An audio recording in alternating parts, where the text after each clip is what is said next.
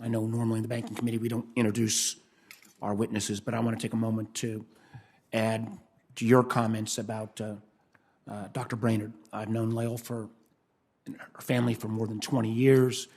I think she has done a great job on the Federal Reserve. She's been the representative from the Federal Reserve Bank of Richmond's 5th Federal Reserve District.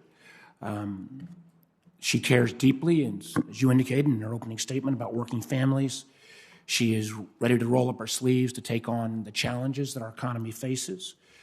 And I think a prime example of that is what happened during the last year of the Trump administration, when we got hit with COVID, and candidly, if that administration had responded quicker, we might not be in as deep a hole as we were.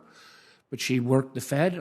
She and Chairman Powell worked very closely with Secretary Mnuchin, and I think in many ways prevented what would have been an economic catastrophe. So I very much look forward to supporting her.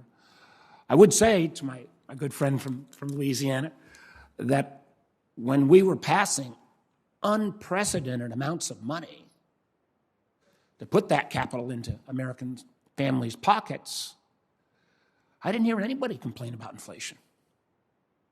I think the first $3 trillion, $2.2 trillion was 100 to nothing. I think the next couple trillion was 96. I'll give Senator Kennedy credit on that, but the vast majority of us on both teams said that was the right thing to do. I think history will treat it as the right thing to do. And I hope the Fed moves aggressively on dealing with what it can do on monetary policy. But I would say, and I wish we had all been a little more prescient about the challenge of inflation, and we know when gas prices go up. But if we were looking at the indicators, and if we were looking at the indicators, for example, that President Trump always used as his best weather vane, when he stuck his finger in the air to say, how's the economy doing, he'd look at the stock market. Well, inflation hit 7% number the other day. What'd the market do? It went up. So again, I'm not saying that the market makers are smarter than us senators, but the market's weighed in on this. If we look back as well to like the early 80s, when we saw, or late 70s, when we saw the kind of inflationary pressures, kind of when inflation, I think, hit 7%, 8%, before it went up even higher, interest rates were about 16%. They went higher than that, but they were at 16%. Right now, interest rates for 30 mortgages, about 3%. So the market, at least, and boy, oh boy, I bet Dr. Brainerd and I bet Jay Powell wish they'd never heard of the word transitory, because we're going to probably continue to fry them on using that term. But I would say that the market indicators, the market, interest rates, and candidly, the fact that most of us on both sides were all in on making the investments to deal with COVID.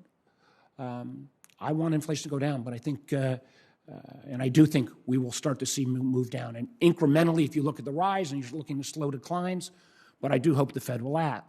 I do want to raise one issue, and again, I want to come back and compliment my friend, the Senator of Louisiana, and my friend, the Senator from North Carolina, because one of the things that I think we did that was really bold, along with help from all the folks on this side of the aisle, was we said we need to get more capital out to disadvantaged communities during COVID. I think Director Thompson, I want to commend her. I may not get to my question on her, but I want to thank her and the fact around, I'm not going to get to GSE reform, but I commend you for saying you're still open to that, and the fact that in housing finance reform, I know how challenging that area can be. As somebody who worked with my friend Bob Corker on GSE reform and still got the scars to prove it, the fact that you've got the bankers and the civil rights community supporting you, I look forward to supporting you as well. But I do want to get my one question in, which is one of the things that we came up with, actually working with Secretary Mnuchin, was trying to put more capital into minority depository institutions and CDFIs.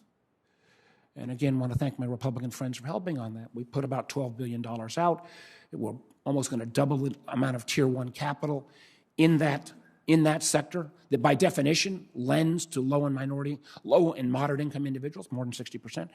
And Director Brainerd, if you could just weigh in on what other things we can do, because there are certain things. There are private capital that wants to go into these institutions but can't because they're afraid of the change of control rules.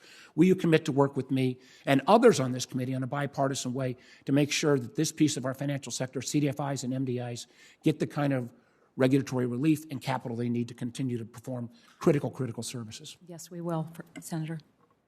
That was a pretty quick answer. Thank you, Mr. Chairman. Both witnesses are good at quick answers. Senator Tillis from North Carolina, who always stays within his 5 minutes. Thank you, Mr. Chairman. I do, and I will. Congratulations to both of you on your nominations. It should be a proud moment. Ms. Brainerd, consensus has long been a top priority of the Fed board as it works for